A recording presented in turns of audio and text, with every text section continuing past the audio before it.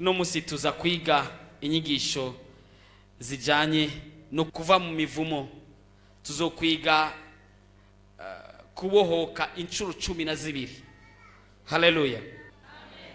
Tuno musi turaza kwiga uburyo bume bwa mbere bwo kubohoka. Haleluya. Hari imivumo kumbure wo burimwo cyangwa imivumo iri mu miryango yanyu. Sinzi ko mwibutse kuzanaho kwandika. Uwaje atafise aho yandika pole sana. Dusome hamwe gusubira mu vyagezwe 11. Gusubira mu vyagezwe 11 ku murongo wa 26. Raba uyu munsi mbashize imbere umugisha n'umuvumo. Yesu ahabwe icubahiro cyane. Samueli wa mbere igice cya 18 ku murongo wa 3, page ya 331 havuga hati: Bukeye Yonatani asezerana isezerano na Dawidi kuko yaramukunze nkuko yikunda. Ijambo ry'Imana ritubwira ngo nashize imbere yawe umugisha n'umuvumo. Kandi umugisha ni ufise ububasha bwo kuronka, kandi umuvumo ni ufise ububasha bwo kuronka. Bwana tusaidie sana. Hari kindi gihe umuvumo ushobora kukuzako utabigomba. Uno munsi ngomba tuvugane umuvumo uvana n'amasezerano. Bwana tusaidie sana. Umuvumo uza bivanye n'amasezerano yabaye. Hari amasezerano yabaye avuye kuri wewe canke yavuye ku bavyeyi bawe canke ku basokuruza bawe. Ivyo navyo uravyandika. Yonatani yagize isezerano na Dawidi kuko yumva amukunze. Amasezerano arabaho, sindiyo? Amasezerano arabaho. Umuntu ashobora gusezerana n'uwundi ikintu kizoba ibihe n'ibihe. Abarundi barasezeranye ko n'ababirigi ko bagiye kuronka independence, kandi kuva ico gihe tuca turonka independence turidegemvya mu gihugu. Bwana tusaidie sana. Nuvuga ko haba amasezerano, kandi iryo sezerano risinywe rishobora gukurikirana umwana n'umwuzukuruza kugeza kuri generation ya 10 naho yoba 20 irashika bandanya. Bivanye niki n'ijambo ryavuzwe na wa wundi sogokuruza wawe utigeze kumenya, utanazi n'izina, mugabo ugasanga ari isezerano yagize kandi riko riragukurikirana kuva cyagiye kugeza uno munsi. Hari amafamiye batigera barongogwa kubera amasezerano yigeze kubaho.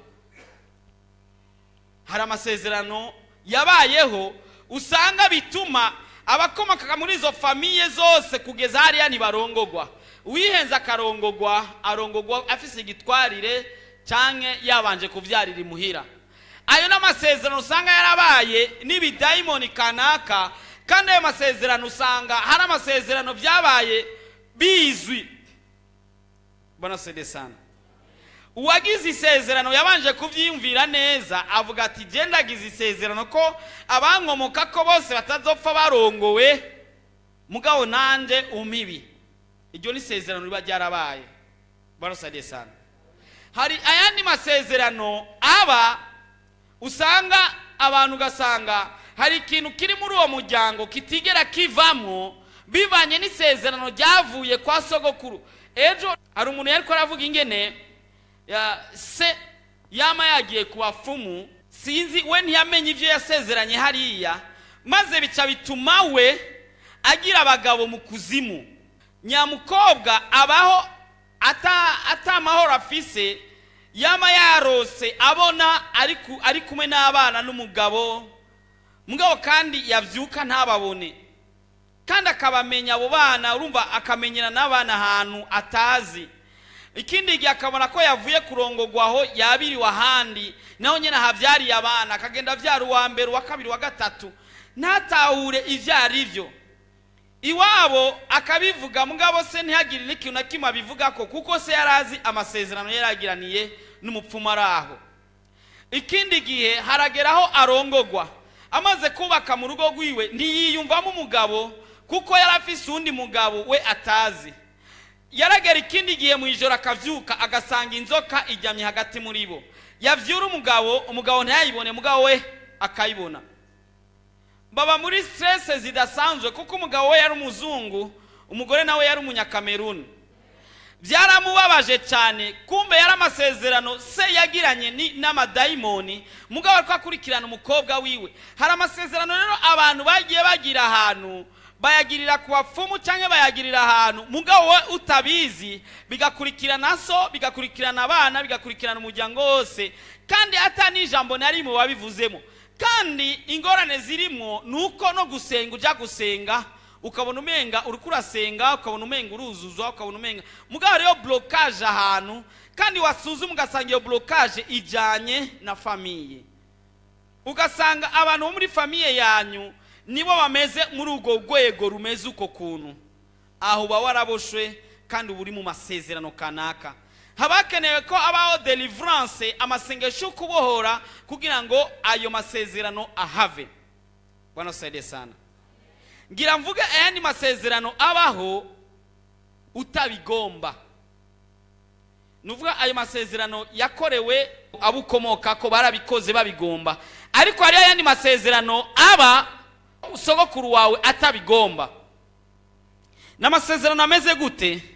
Arashaka kugenda, ariko nk'abantu usanga cyane ndasuye kuvuga kubijyanye n'abapfumu, akagenda ku mupfumu, kuba umupfumu nawe yarasezeranye mu kuzimu iyo hariya ati umuntu wese nzorasaga uyu muti, umuntu wese nzogirira gutya, umuntu wese nzoha uyu muti, bize bigenda uku. Wowe nawe ugakukomoka muri wa muryango wa muvye, wa musaza cyangwa wa musaza kazi yagiye kuri wa mupfumu, nawe wa mupfumu akaba yarashizemo ivyo bintu bizotuma umuryango wose ubandanya ukurikiranwa n'ivyo niyo mivumo.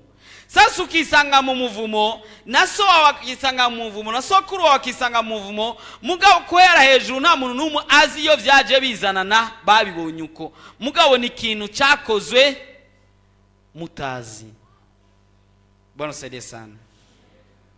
Hari abagore bari mu mivumo, hari abagabo bari mu mivumo, hari imisore iri mu mivumo, hari abakobwa bari mu mivumo. Warasambanye nawe, sindavuga wewe, sindagushikira, mvuze sokuru wawe yasambanye n'uwo muntu, bituma imivumo yari iri murimwo habaho transfer irinjira murundi. Sasa ya mivumo bibanye na bwa busambanyi yakoze yagiye irabandanya kugeza ugasanga umuntu akubwira ngo iwacu turashavura sana nturabe, ukavuga ati twebwe iwacu turameze uku, twebwe iwacu n'udandaza niyunguka. Kumbe hari ikintu cyavuye hariya hejuru kugeza hasi. Bwana saide sana. Hari n'ibindi rero usanga wowe nawe wagiyemo, hari amasezerano wakoze wewe ubwawe uri ngaha utabizi, n'ibindi wakoze uzi. Hari ibyo wakoze cyagihe wavuze ijambo ubwira umukobwa ati nukuri sinzigera nkuheba mu buzima bwanje, nobura wewe notuma nkena. Urazi agangu kari imbere y'agakobwa karavuga utuntu muze mukontorora amajambo muvuga, sasa ukamuheba, bwa bukene bwarumvise rya jambo bukoma inyuma. Makugirirwa deliverance, kandi gusengerwa deliverance buriya si bya bindi umuntu apfa gushira ko amaboko maze nawe ukigira, bisaba ko biva indani muri wewe. Nubwo bo gusengera bakabwira deliverance 50, wewe ibwawe mu mutima utarugurura umutima ngo Yesu yinjire asambure byose, na deliverance zigera iba mu buzima bwawe. Bwana tusaidie sana. Ndiko mvuga amasezerano wagiraniye n'umuntu, warabwiye umugore wawe cyangwa umugabo wawe ati nukuri je sinzokwigira ndagukubita ikofi, ukuboko kwanje nukuri je hakono gukubita ikofi nopfuma. Rija jambo sasa akagera igihe hari abantu bazi gushavuzanya, akagushavuza sawa sawa ukisanga wa mutatu ya pa. Sasa ukibagira rya jambo ko warivuze, cya kintu wavuze kigakurikirana. Mvuze cyane ku bagore n'abagabo, hari igihe ukimuresha uvuga ati kubura wewe cyangwa kuba ntari hafi yawe notuma nibera mu ishamba, notuma nibera kwabuzi kuri kuragira ka poeme keza, ukaza wisanga ubuzima bwawe wama wirarira mu ishamba. Havuga ikiroberi ni wowe wa mbere mu kukijamo. hagira iki we ni mwishamba ni mu kibira ukibagira ka poeme wigeze kugirira wa mukobwa canke wa mudamu canke wa mugabo. Ngomba kuno munsi Yesu akugirira neza ubohoke. Haleluya. Muri yo mivumo y'amasezerano. Haleluya. Amasezerano yose yagizwe umuryango, uhereye ku muryango. Ati twebwe abantu uzenya imiryango y'abarundi menga ni myinshi cyane. Hariho abajiji, hariho abahanza, hariho abahondogo, hariho abatare, sinzi abamwezi, n'abandi. Ugasanga wa muntu wo hejuru, wa mujiji wa mbere, wa muhanza wa mbere, wa muhondogo wa mbere, wa mutare wa mbere, hari ijambo yavuze ku muryango wiwe ati nituzokwigera duhemuka ku kayoga. Ati rutsweti akavuga amajambo menshi. Ugasanga umuryango wose ni mboregwa kuva ku mwana wa mbere kweza ku wanyuma. Nukijijwe yicaye ngaha ugasanga aranywa inzoga kandi aza gusenga. Kandi akagerageza kuvyihana bikanka.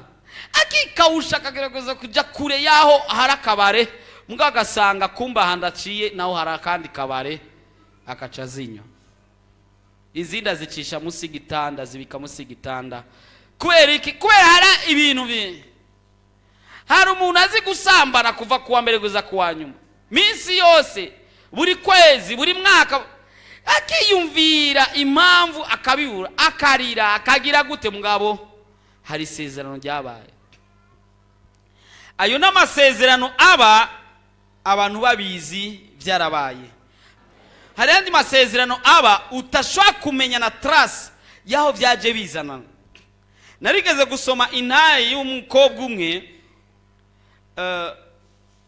bamuvyaye, mama wigiye yavyara, kumbe kwa muganga aho yagiye kuvukira canke aho mama we yagiye kumuvyarira hariho umuganga w'umusataniste. Wa muganga akazi kiwe bakora, babonye umuntu agwaye barakora ibintu by'imiti yabo by'uburuzi bwabo kugira ngo apfe. Ugasanga muri byo bitaro hama hapfuye abantu benshi cyane, kumbe abo baganga nibo babatanga. Bwana saide sana. Sasa ugasanga ya maraso bafata umuntu bakayajana, ukabozi ko bagiye kuyapima, kumbe bagiye kuyakoresha ibindi bintu. Urazi ikintu gikorewe ku maraso hoho ni grave. Ico gihe uyo mama aba yaravyaye neza, mugabo uwo mumama nyamuganga amugira ati ndagusavye ume amaraso y'uyu mwana. Kuko hari amasezerano buriya ari uburyo butandukanye. Hari ikintu biha ku nguvu buriya ntikigira nkomezi nk'icyatanzwe. Niyo mpamvu zo kumva abantu bakorera satani uzamva ngo baca bansaba abavyeyi, bamusaba umugore wiwe, bamusaba umugabo wiwe.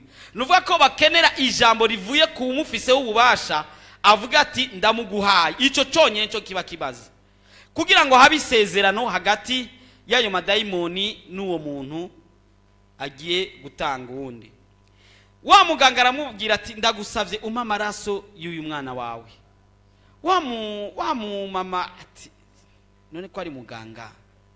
Mugabo agira amakenga, ndayaguye gukora iki? Ati nukuri ndabigusavye. Namutwengera ati ndayagusavye ngenzi ico nza kuyakoresha ume amaraso y'uyu mwana wawe.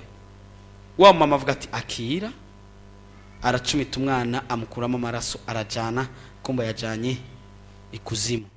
Akana karakura, gakura kadatwenga, gakura katagira umunezero, gakura katameze nk'abandi bana. Ubuzima bwiwe bwarisa, mugo ntamenye impamvu. Akazabona ari ku ishure bamuha ikibazo, akazabona ibintu bimwereka ikibazo akabitora, we akavuga ngo na chance, akibaza ngo kumbe yaramaze gutangwa n'umwana w'ibidayimoni.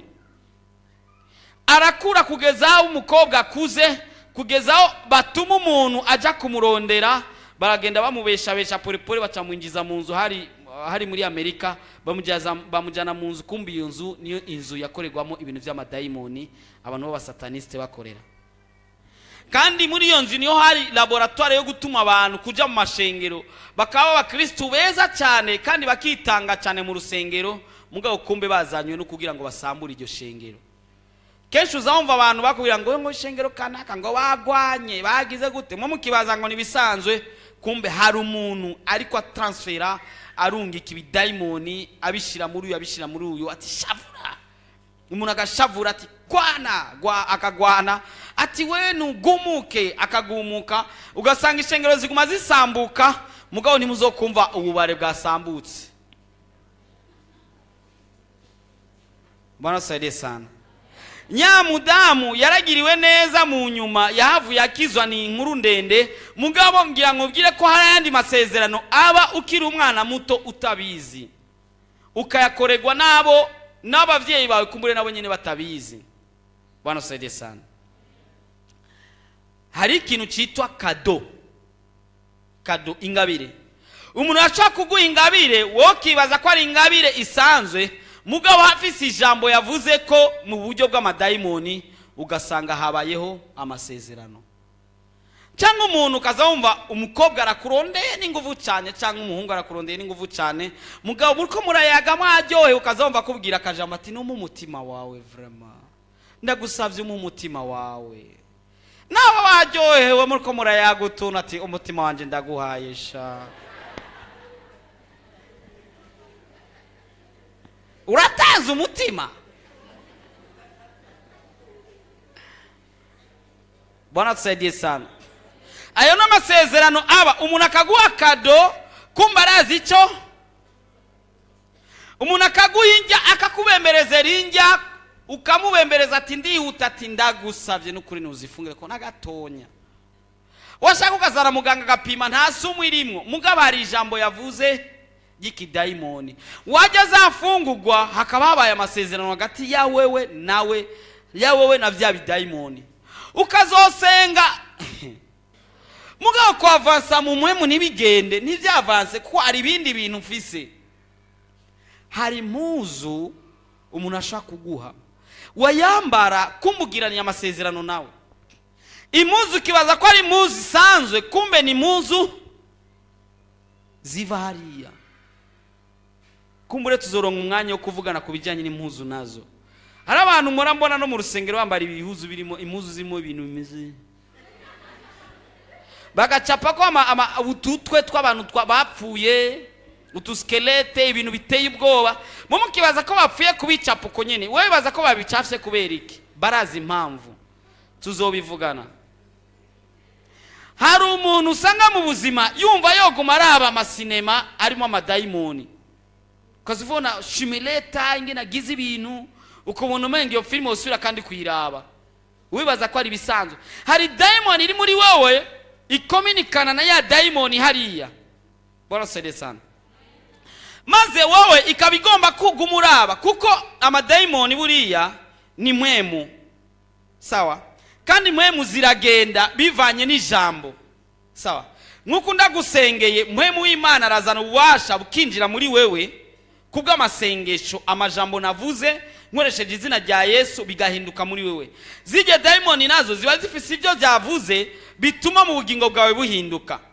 Sinzi ko murakurikirana je namasengera abantu benshi ku radio kandi bagakira. Ndi ku radio ndavuze ijambo umuntu ari muri narigeze gusengera umuntu ari muri Australia. Umuntu ari muri Australia agakira ndi ngaha. Umuntu ari mu Kayanza agakira ndi gamvugiye ku radio. Sinzi ko murabona ama emission kuri television umuntu akabwira ati ndaba cyane shira ukuboko hejuru, ugashira ukuboko hejuru ati ndagusengere kandi ugasengerwa kandi ukaronka imfashanyo. Bwana sife sana.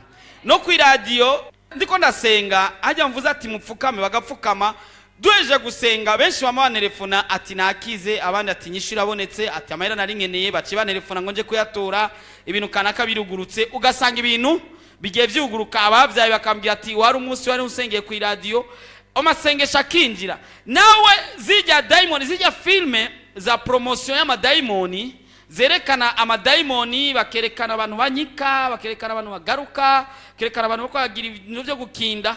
Mwe mwibaza ko baba bapfuye kubikina gusa, bo baba bazi icyo bariko baragira. Bwana saidie sana. Kuko agize bijya haraba amadaimoni ava muri rya ekran mu buryo bw'imwemu akinjira muri wewe. Kuko ni mwemu n'ubushobozi wabwinjiye. Ugasanga mu buzima bwawe ibintu byose bitanguye rero guparangana. Ugasanga ikintu cyari kimeze neza ugasanga kirahindutse. We numenye ko ufise daimoni. Hagera igihe cyo gusengera abantu bafise amadaimoni, we ntujamo kuko we ntavyuzi. uri urafata abandi akaba ari usengera ugakemeye ukibaza ngo uri kurasengera abandi kumbe nawe ziruzuye n'amaduzene. Bwana sana. Ubu ukeneye deliverance kugira ngo uronke nawe kuva muri ico kimanga cyo kwa Satani uduge hejuru. Umuntu arimo daimoni biboneka mu buryo butatu. Uburyo bwa mbere hari umuntu agira daimoni musenze zigakoma induru. Arera abantu barahihendera cyane bagafata bagakubita ati toka kwa jina la Yesu. Hari n'abafata Bibiliya kweri kandi ntacyo. Bagakubita umuntu agakomera. Wowe urababaza umubiri w'umuntu. Mugabe daimoni irimwo ni kugwayo n'ivyo wakubise. Shaka ube wakubise ubuhiri cyangwa wakoresheje iki idaimoni ntizihunga ngo nukubera wamukubise. Nawe bawafashe Bibiliya ugakubita. Ubu uri kurakubita umubiri. Ariko habakenewe ko umusengera ukoresheje ubushobozi bw'amaraso ya Yesu Kristo w'i Nazareti. Kugira ngo zamuhemu mbi zimuvemo. Nawe bw'undi munsi umugabo umwe yakunda gusengera abantu amadaimoni, akemeye ya daimoni akabona ziratevye kuvamwo, yaca afata ukuboko k'uwo muntu akagukunja. Umuntu akaba ari akoma induru, naumiya ndababaye. Wa muntu nawe akavuga ati urababara nyene muvemo nutashaka muvemo. Me n'umuntu ariko arababara. Bwana tusaidie sana. Ubwo n'ubwoko bumwe bw'idaimoni ziba ziri mu muntu zikoma induru. Iyi daimoni zigira kabiri ni daimoni zigucanganya mu mutwe. Ukazubona wari ufise ibintu wari kurakora ugahagarika ugashavura. Ishavu ritabura itagiye rivuye. Ukazugira ibintu nyene nawe utahora ugira mugabo ko ati muri no minsi je nsigaye mizuku. Vraiment je ntagufisina. Je akara kanza ni muchezo ndakubita. Ukazubona rugakubita utwana urivumbuye kwishura urahevye ishure. Haba hari mu daimoni ngaho. Je ndaza umumama umunsi umwe yatakaje igisokozo. Arakirondera arakibura. Natwe turamufasha kukirondera turakibura. Aca avuga ati je ninagifata ncandagita. Twibaza ngo ni nkuru koko yavuye akironka. Aca agifata agifungira mu gihuzu ashiramo nibuye aca aterera mu kimanga ahantu kure. Cyo kimanga cyarimo amazi ki. Ati murabone kubona ingene nakironde nakibura none.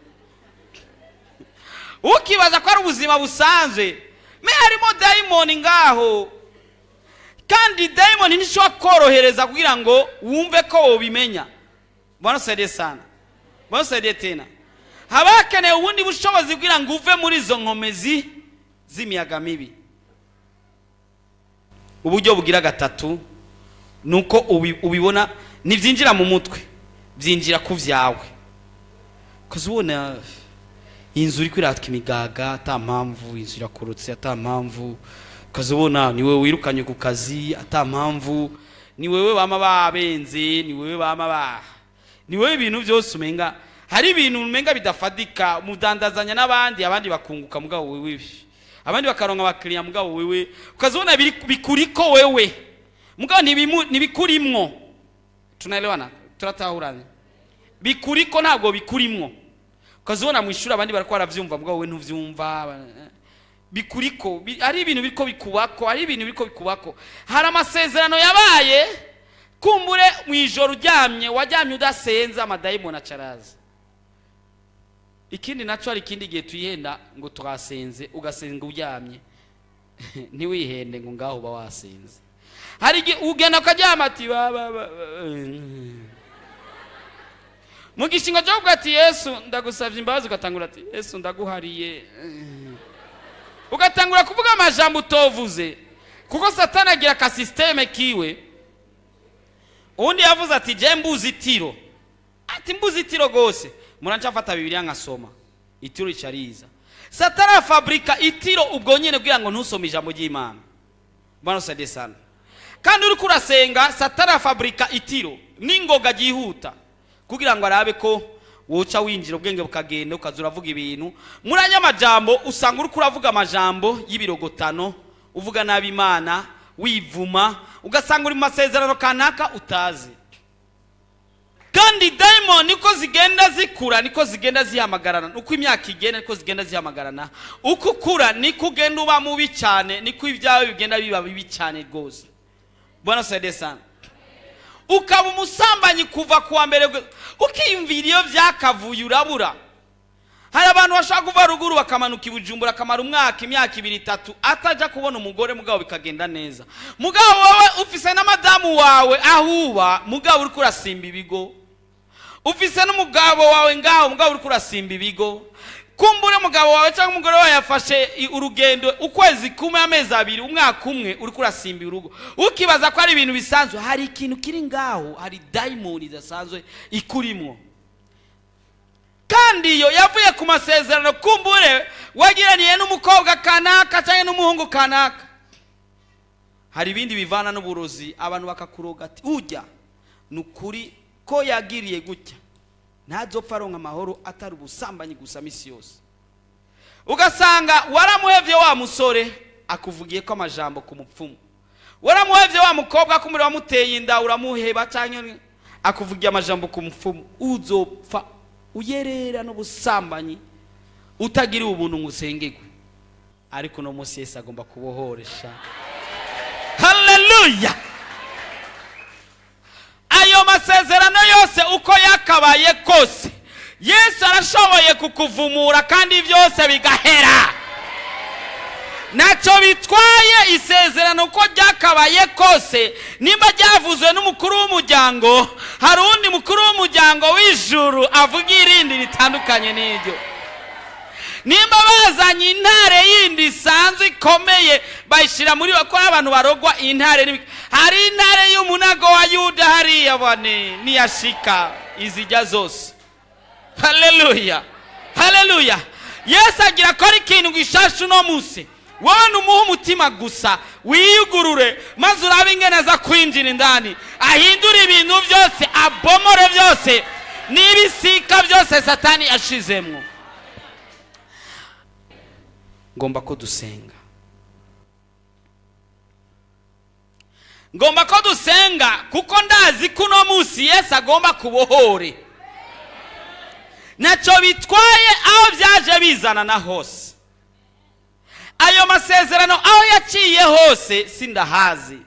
Ariko ndagomba kugira isengesho, ndagusengere Yesu agira ikintu gishasha koze mu bugingo bwawe, kahise kawe gahinduke, byose bibe bishasha. Haleluya. Amasezerano uko yakabaye kose arashoboye guhonyangwa, kandi Yesu akayahonyora yose, kuko Yesu yararangije byose ku musaraba. Yarakiriye umuvumo wose arawishirako.